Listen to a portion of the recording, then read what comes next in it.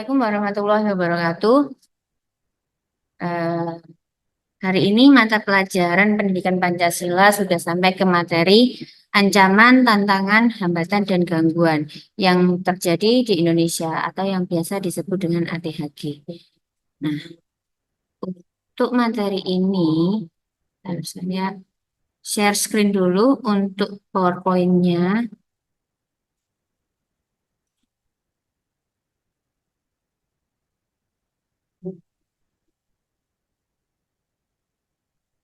ATHG, ancaman, tantangan, hambatan, dan gangguan.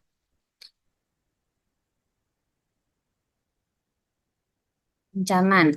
Nah, pengertian dari ancaman itu adalah segala sesuatu yang dapat membahayakan keamanan dan kedaulatan negara. Ancaman yang dihadapi Indonesia dapat bersifat militer maupun non-militer. Itu untuk yang dahulu. Ada dua macam ancamannya. Kalau yang sekarang sudah masuk ke era globalisasi atau zaman sudah modern ini, ada tambahan ancamannya seperti contohnya itu ancaman hibrida. Nah, sekarang saya jelaskan dulu untuk ancaman yang militer. Jadi ancaman militer itu sudah jelas dari sebutannya ya militer. Jadi ancamannya itu dengan menggunakan kekuatan bersenjata yang mana dinilai mampu membahayakan bangsa. Nah, untuk contohnya dari ancaman militer itu ada beberapa. Salah satunya itu pelanggaran wilayah. Nah, sebelum kalian PKL kemarin, sudah saya jelaskan tentang wilayah-wilayah yang berbatasan dengan Indonesia kan. Nah, itu ada dari Papua Nugini, terus ada Malaysia, ada juga yang berbatasan dengan eh, Timor Leste. Nah, dan juga ada yang berbatasan dengan perairan Cina, gitu. Ya. Jadi perairan di Indonesia itu berbatasan dengan perairan Cina. Seperti contohnya ada di perairan Natuna. Nah, untuk pelanggaran wilayah ini, pelanggaran wilayah itu apa sih?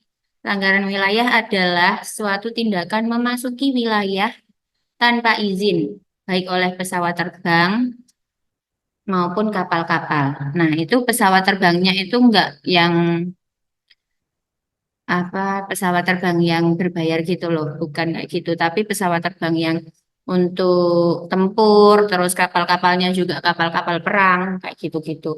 Nah, jadi mereka itu masuk ke suatu wilayah tanpa adanya izin dari yang memiliki wilayah tersebut. Nah, contohnya kemarin itu ada di perairan Natuna. Nanti saya kasih contoh videonya juga ada. Itu eh, kapal perang dari Cina masuk ke wilayah perairan Indonesia yang terletak di Natuna itu. Jadi mereka masuk tanpa izin sehingga mengakibatkan eh, mengakibatkan ini senggolan-senggolan kayak gitu. Jadi agak memanas antara Indonesia dan Cina seperti itu. Nah, kalau yang ancaman non militer, ancaman non militer itu ini sama-sama ancaman ya, tapi perbedaannya itu ada di yang digunakannya. Kalau tadi ancaman militer itu menggunakan senjata kekuatan bersenjata, kalau ancaman yang non militer ini dia itu bukan dari sisi kekuatan senjatanya, tapi kalau dibiarkan itu akan membahayakan atau merugikan negara atau bangsa. Misalnya kalau contohnya dari yang non militer itu seperti hmm, sosial budaya kayak gitu-gitu ya. Terus itu ada lagi yang sifatnya politik kayak gitu-gitu. Nah, contohnya kalau nanti saya berikan contoh itu yang ancaman non militer itu tentang konsumerisme. Konsumerisme itu sendiri merupakan gaya hidup yang selalu ingin membeli apapun yang diinginkan, tidak sesuai kebutuhan gitu loh. Jadi mendahulukan keinginan tanpa melihat kebutuhan seperti itu. Nah, kalau selanjutnya tentang ancaman hibrida. Ancaman hibrida itu baru karena terjadinya itu karena ada globalisasi atau kemajuan zaman yang ada di Indonesia ini sehingga menyebabkan ancaman hibrida. Ancaman hibrida ini perpaduan antara ancaman militer dan ancaman non-militer. Eh, yang marak terjadi sekarang untuk ancaman hibrida itu adalah penipuan online. Nah, penipuan online itu nanti macam-macamnya ada banyak seperti phishing, terus sperming, ada banyak kayak gitu. Nah, kayak gitu ya. Terus kalau ancaman hibrida ini nanti karena kemajuan zaman juga, nanti itu contoh-contohnya seperti, misal kalau phishing ya, kalau phishing itu nanti seperti kalian dapat telepon dari orang yang nggak kenal, misal nomor baru gitu. Ini ada saudara saya, saudaranya Bapak Ibu, ini ada kecelakaan, mohon untuk ditransfer sekarang ada di kantor polisi, padahal sebenarnya tidak terjadi seperti itu. Nah, itu contoh-contoh dari ancaman hibrida. Salah satunya adalah penipuan online. Juga ada kiriman WhatsApp yang kalian itu dikirimi undangan pernikahan atau eh, resinya kurir kayak gitu-gitu. Itu nanti kalau diklik atau kita pencet aplikasinya itu nanti jatuhnya malah jadi kena scam kayak gitu-gitu. Misal dari WhatsApp itu nanti kalian ngeklik aplikasinya terunduh sama kalian. Habis itu hmm, sudah terunduh, terdownload, terpasang di HP kalian, itu nanti dari pihak yang menipu atau yang mengirim itu bisa melihat data-data kalian semuanya. Otomatis kan semua data yang ada di HP kalian itu bisa terrecord sama mereka. Akhirnya kayak penipuan ATM mandiri, ATM online kayak gitu-gitu. Terus nanti jatuhnya malah ke pinjol kayak gitu-gitu. Nah, selanjutnya tentang itu tadi ancaman macam-macam ancaman ya. Terus yang tantangan itu adalah situasi atau kondisi yang memerlukan perhatian dan usaha lebih untuk mencapai tujuan tertentu.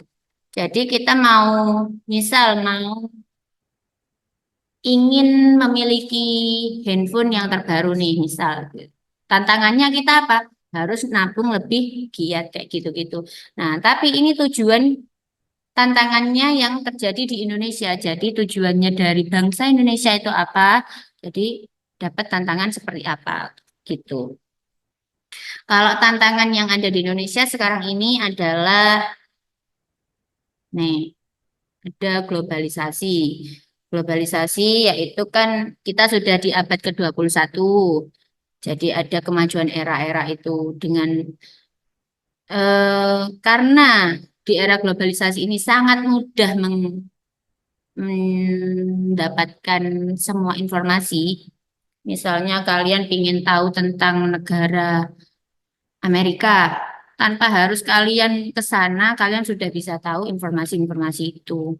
Misal kayak tadi eh, peperangan atau konflik di wilayah perairan Natuna tadi, tanpa harus kalian ke sana, kalian sudah bisa tahu melalui handphone atau kalian bisa searching-searching di Google kayak gitu. Itu eh, bagusnya dari globalisasi. Tapi kenapa globalisasi bisa jadi ancaman atau tantangan? Globalisasi bisa jadi tantangan karena dengan mudahnya akses mendapatkan informasi yang lebih banyak sehingga menyebabkan kalian itu tidak ada filter, tidak ada penyaring. Nah, kayak gitu. Jadi misal kalau kalian bagus menggunakan gadget atau memanfaatkan globalisasi ini dengan bagus, kalian bisa dapat informasi yang bagus juga gitu. Tapi kalau kalian memanfaatkannya tidak bagus, bisa jadi gadget itu membuat kalian lebih terpuruk. Misalnya kalian kalau menggunakan dengan baik gadgetnya, itu kalian bisa mendapatkan informasi yang lebih bagus buat ilmu-ilmunya, buat pelajaran kayak gitu. Tapi kalau nggak bagus, kalian misal mengakses video porno misal ya, video porno itu kan gampang sekali sekarang gitu. Jadi tantangan-tantangannya itu globalisasi kenapa bisa jadi tantangan? Karena itu tidak ada filterisasinya, tidak ada penyaringnya. Kalian bebas cari apapun, misal ada dark web kan sekarang. Dark web itu nanti ada kayak penjualan organ, misal kayak gitu. Terus ada penjualan manusia, perdagangan orang, kayak gitu-gitu. Nah, itu kenapa kok bisa globalisasi jadi tantangan. Nah, yang kedua adalah otonomi daerah. Nah, kenapa kok bisa otonomi daerah? Otonomi daerah itu apa sih? Otonomi daerah itu merupakan aturan yang diberikan kepada wilayahnya tersebut. Jadi, apapun yang diinginkan oleh daerah tersebut bisa diatur oleh wilayah tersebut. Seperti itu. Kenapa kok bisa jadi tantangan? Nah, karena rasa kedaerahannya itu, misal di Jember nih, di Jember dikasih otonomi daerah. Nah, ya misal dari pemimpin daerah Jember ini, dari Kabupaten Jember, pemimpinnya menginginkan untuk orang Jember em, harus berbahasa Madura, misal kayak gitu. Nah, itu tidak boleh menggunakan bahasa Indonesia. Nah, itu jadinya dari tujuan yang awalnya ingin menyatukan semua daerah dengan bahasa Indonesia karena ada otonomi daerah yang diatur sendiri oleh wilayah Jember yang mengharuskan kita menggunakan bahasa Jember atau bahasa Madura, itu akhirnya kita tidak bisa mencapai tujuan tersebut. Yang tujuannya tadi kan ingin Indonesia ini, masyarakat Indonesia menggunakan bahasa Indonesia semua kayak gitu. Nah, akhirnya kalau tidak tercapai tujuannya itu, ya gitu membuat negara, suatu negara itu menjadi terpecah belah. Terus yang ketiga, demokratisasi.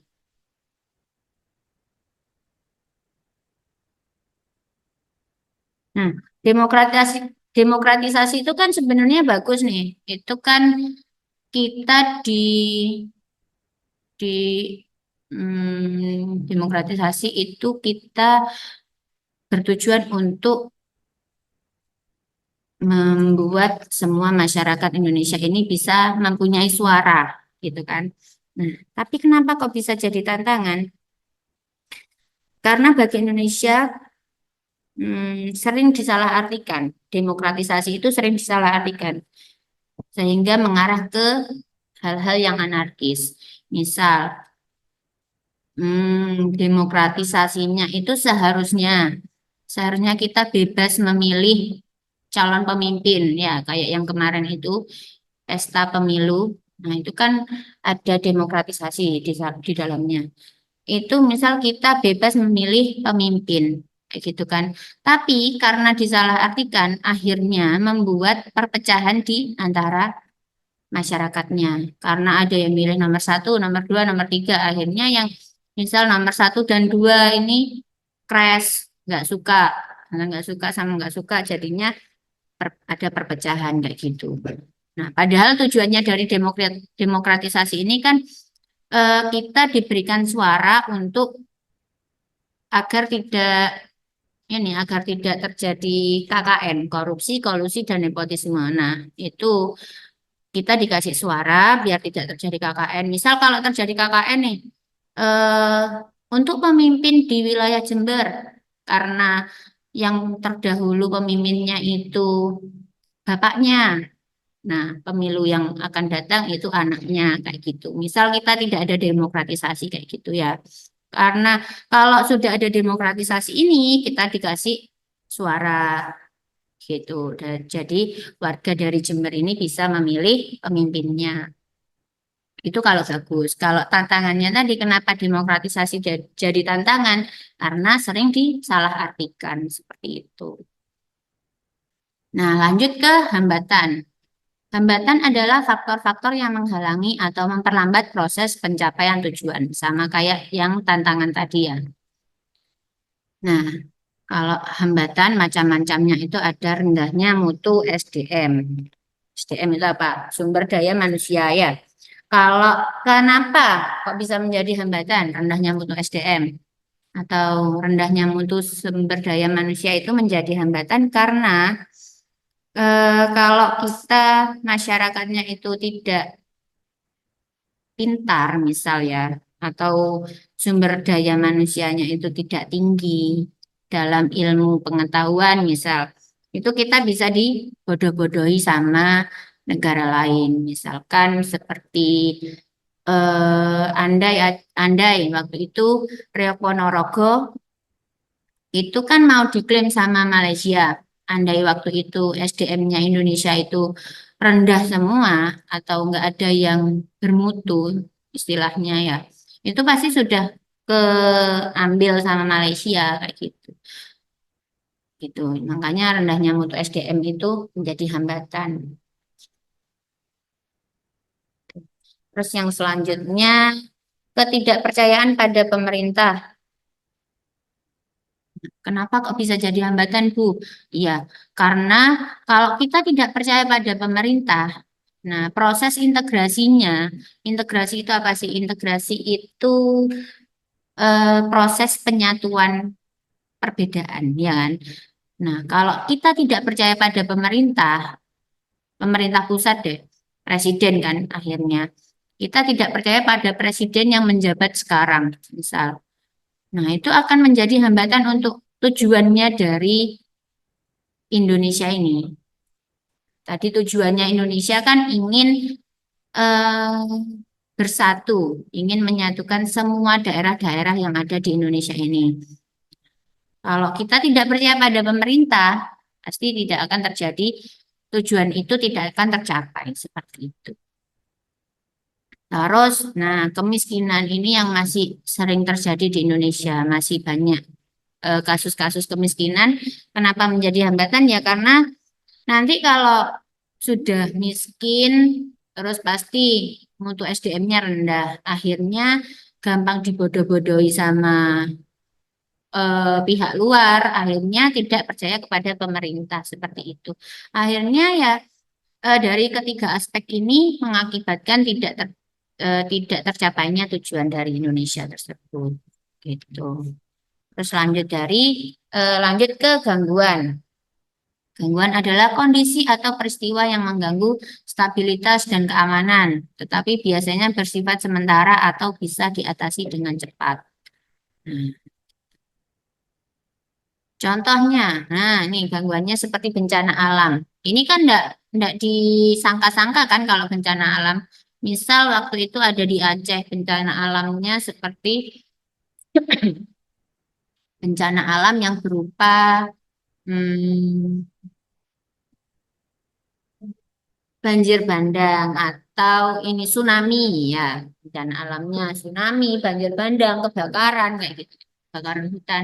Nah, itu merupakan gangguan dari proses pencapaian tujuannya ya kan. Kalau misal dari bencana alam itu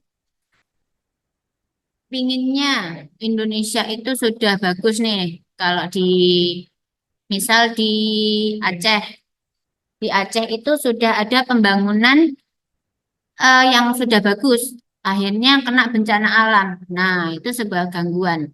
Gangguan kenapa kok gangguan? Karena kan kita otomatis balik ke nol lagi ya gitu. Terus kerusuhan sosial dan gangguan keamanan dalam negeri. Ini kerusuhan sosial ya contohnya kayak demo-demo yang anarkis kayak gitu-gitu. Gangguan keamanan dalam negeri contohnya seperti hmm, sama kayak ISIS gitu, apa terorisme misal. terorisme yang ada di dalam negeri itu, yang ada di Papua. Nah, itu kan gangguan keamanan dalam negeri, masyarakat-masyarakat sipil sama orang-orang yang ingin memecah belah itu, nah itu akhirnya diganggu, itu sebuah gangguan. Akhirnya kalau sudah seperti itu, tujuannya Indonesia ingin yang tadi, integrasi tadi, menyatukan perbedaan, akhirnya tidak terjadi karena adanya gangguan-gangguan dalam negeri tadi, gangguan keamanan dalam negeri tadi, sehingga tidak tercapai tujuannya dari negara seperti itu. Nah, kalau itu ya tadi ya, itu contoh-contohnya atau macam-macam dari ATHG. Kalau sekarang sudah materinya sampai situ aja, terus saya mau kasih contoh untuk videonya. Jadi saya kasih video, kalian nanti videonya itu tentang, bentar,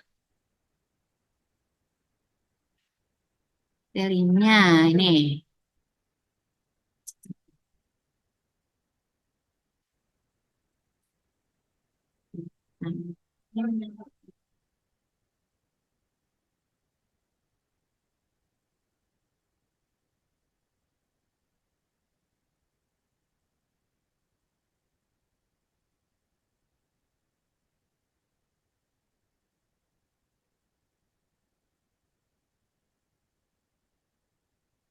Kapal perang Cina dan mati perairan Indonesia.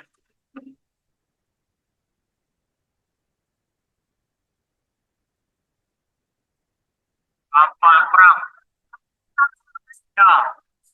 Perairan Indonesia sepekan terakhir diterpa isu panas. Pada Senin 13 September, nelayan Natuna merekam kapal perang Tiongkok. Nah, ini adalah contoh dari ancaman militer. Ini kapal perangnya dari Cina masuk ke perairan Natuna yang saya bicarakan tadi.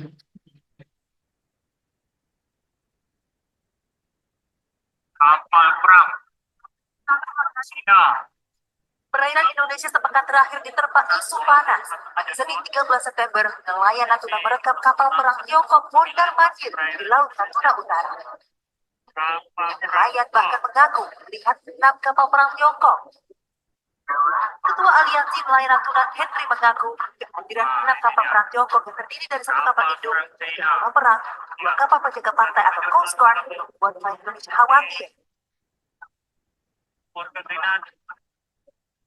Kami melihat ada formasi kapal perang yang kami rekam bahwa kapal perang itu ada 6 buah. Terdiri dari 1 kapal itu ada 3 kapal perang dan ada 2 kapal pengegat. Kapal pengegat ini semuanya dari Cina. Menurut Kepala Badan Keamanan Laut atau Bakamla, Laksamana Madya Aat Kurnia, situasi di perairan Laut Natuna Utara telah aman terkendali. Aat memastikan pihaknya akan menindak tegas kapal-kapal asing yang mengganggu kegiatan para nelayan Indonesia. 06109 masih perairan Indonesia. Yang disampaikan oleh sesama saya tentang banyaknya kapal itu akumulasi dari situasi di Laut Natuna Utara atau di Laut Cina Selatan. Laut Cina Selatan ini kan luas sekali. Kapal perang Cina. Belum juga selesai kegusaran Indonesia akan kehadiran kapal perang Tiongkok di Laut Natuna Utara, wilayah perairan Indonesia kembali dibuat gusar oleh Australia. Seperti dikutip dari laman cnnindonesia.com, Perdana Menteri Australia Scott Morrison dalam konferensi pers bersama pemimpin Amerika Serikat dan Inggris menyatakan akan melawan kekuatan dan pengaruh musuh mereka yang semakin membesar. Merespon Australia tersebut, Kementerian Luar Negeri Indonesia berharap Australia dapat terus menjaga stabilitas dan keamanan kawasan sesuai Treaty of Amity and Cooperation. Bisa juga mendorong Australia pihak Taiwan untuk mengedepankan dialog dan menyelesaikan perbedaan secara damai. Indonesia mendorong Australia dan pihak-pihak terkait lainnya untuk terus mengedepankan dialog dalam menyelesaikan perbedaan secara damai. Kapal perang Sang hukum internasional Universitas Indonesia Hikmahanto Juwana menyebut Indonesia bisa menjadi korban ketegangan antara Australia dan Tiongkok. Ajang diintroduksinya senjata nuklir dan kemudian ajang ketika terjadi perang antara katakanlah Amerika Serikat dengan Cina, kita Indonesia atau kawasan Indo-Pasifik inilah yang akan menjadi korban dan itu tentu tidak baik untuk kawasan Indo-Pasifik. Indonesia pun dinilai dapat mengambil peran dengan membawa permasalahan ini ke Dewan Keamanan PBB melalui Prancis, terutama jika terjadi eskalasi ketegangan di Laut Cina Selatan ataupun perairan Asia Tenggara. Putan CNN Indonesia. Itu salah satu contoh dari ancaman militer ya. Terus ada lagi contoh untuk ancaman non militer. Itu nah ini saya ambil yang tentang konsumerisme. Jadi bisa dilihat ini.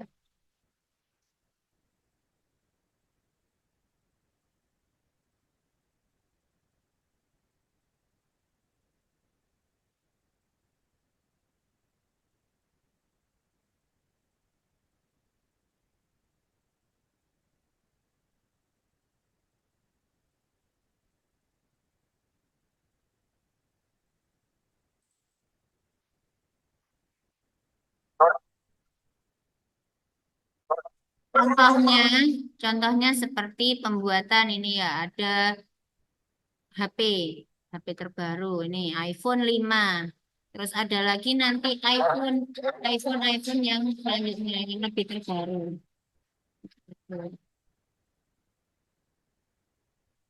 Nah, kebeli sudah iPhone 5.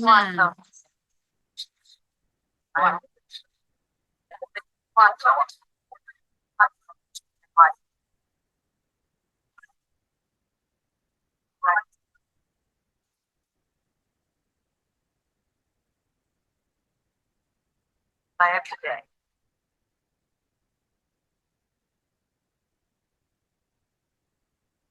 My now. I am my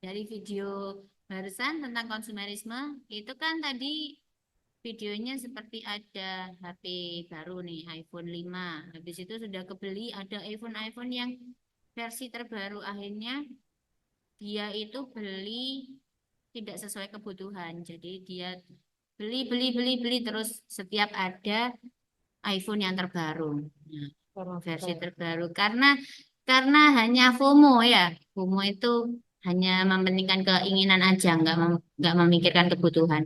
Akhirnya setelah kebeli terus-menerus karena konsumerisme itu sebuah penyakit sebenarnya ya, konsumerisme. Nah, itu karena sudah terjangkit penyakit konsumerisme akhirnya menjadikan dia seorang yang miskin kayak gitu. Tapi karena itu hanya angan-angan dia dan mimpinya dia, akhirnya setelah sadar dari mimpi, dia bisa belajar. Setelah belajar itu, akhirnya dia mementingkan kebutuhan daripada keinginan seperti itu. Itu merupakan ancaman yang bersifat non-militer. Nah, kalau sekarang yang hibrida tadi ancaman hibrida, contohnya seperti penipuan online. Dan kita sudah dengarkan Nah, dialog ini angka coba penipuan didengarkan. online ini memang semakin meningkat. Modus penipuan online pun semakin beragam. Kita tentunya perlu memahami bagaimana para oknum ini melancarkan isinya. Berdasarkan data yang kami rangkum dari berbagai sumber, setidaknya ada 5 jenis penipuan online yang marak di Indonesia. Yang pertama adalah kita lihat phishing, yaitu kejahatan yang dilakukan oleh oknum dengan menghubungi calon korbannya melalui email, telepon, atau pesan teks dengan mengaku dari lembaga resmi. Biasanya mereka melakukan phishing akan menanyakan beberapa data sensitif seperti identitas pribadi, kemudian detail perbankan, kartu kredit, dan juga kata sandi. Informasi yang pelaku dapatkan akan digunakan untuk mengakses akun penting yang mengakibatkan pencurian identitas hingga kerugian finansial. Yang kedua ini caranya lebih rumit. Farming, tapi lebih berbahaya karena farming akan mengarahkan mangsanya ke sebuah situs web palsu. Sebelum para korban menyadarinya, dengan cara ini sebuah perangkat akan dengan mudah diakses oleh pelaku. Kemudian ada pula yang namanya sniffing. Nah, hati-hati yang suka bertransaksi di tempat umum, begitu menggunakan wifi umum di ruang publik, ini akan digunakan oleh para pelaku kejahatan. Lalu ada juga yang namanya money mule, jenis penipuan oknum yang meminta korban untuk pertama menerima sejumlah uang ke rekening untuk ditransfer ke rekening orang. Secara logika, kalau mau transfer ya langsung saja, kenapa harus minta bantuan kita, begitu ya. Dan terakhir adalah social engineering, memanipulasi psikologis korban sehingga tidak sadar memberikan informasi penting dan sensitif yang kita miliki. Kemudian, selain jenis-jenis penipuan online, kita juga perlu mewaspadai bahwa berbagai modus penipuan terus berkembang seiring intensitas belanja online, apalagi di masa pandemi ini ya, baik lewat e-commerce maupun lewat media sosial. Ada yang berpura-pura mengaku sebagai penjual, pembeli, kurir, sampai petugas bea cukai. Dan dari data Kementerian Komunikasi serta Informatika menyebutkan ada sekitar 15.756 kasus aduan penipuan terkait e-commerce dan jualan online di media sosial sepanjang tahun 2021. Datanya belum diperbarui hingga 2022 ini ya. Sementara itu, dari data Bea Cukai Indonesia menunjukkan dari 714 pengaduan hingga Mei 2022 ada sebanyak 393 kasus penipuan yang menggunakan modus online shop. Lalu ada juga yang harus diperhatikan oleh kita, tadi sudah disebutkan bahwa modus kejahatan lewat e-commerce itu sedang marak. Apa saja yang sering digunakan untuk menipu? Yang paling sering adalah tentunya toko online palsu, menjual produk di bawah harga pasaran. Ini siapapun pasti akan langsung tertarik dan tidak berpikir panjang, langsung bertransaksi. Untuk pembelanjaan antar negara, penipu juga tidak jarang mengaku sebagai petugas ekspedisi bea cukai. Ini biasanya mereka meminta biaya tambahan. Permintaan biaya tambahan ini untuk mengeluarkan barang yang ditahan oleh otoritas. Itu alasannya. Nah, kadang-kadang penipu juga mengirim chat, email, atau link yang mengarahkan korban untuk mengisi data pribadi, password, atau kode OTP. Selain itu, penipu juga memberi iming-iming korban dengan hadiah, tetapi dengan meminta informasi personal yang sensitif. Ada juga modus yang menyertakan bukti transaksi palsu. Nah, ini biasanya menyasar para penjual. Modus ini dilakukan penipu dengan berpura-pura menjadi pembeli, dan penipu akan mengirim bukti transaksi yang sudah diedit sehingga penjual mengira ada transaksi pembelian.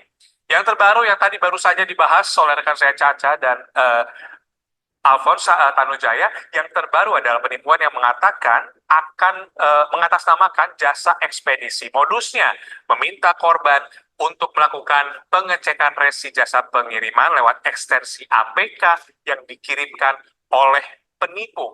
Dan ini nanti korban diminta untuk mengunduh format APK itu. Penipu berpura-pura jadi kurir, kemudian mengirimkan file dengan ekstensi APK yang sebenarnya berbahaya dan mengandung spyware. Apa itu spyware? Ini adalah merupakan perangkat lunak yang dirancang untuk memasuki perangkat komputer atau smartphone Anda. Lalu bagaimana cara kita bisa tahu tautan itu bukan aksi tipu-tipu? Pertama, jangan klik tautan dalam pesan teks. Gunakanlah aplikasi resmi kurir atau langsung masuk ke situs web resmi dari pengiriman.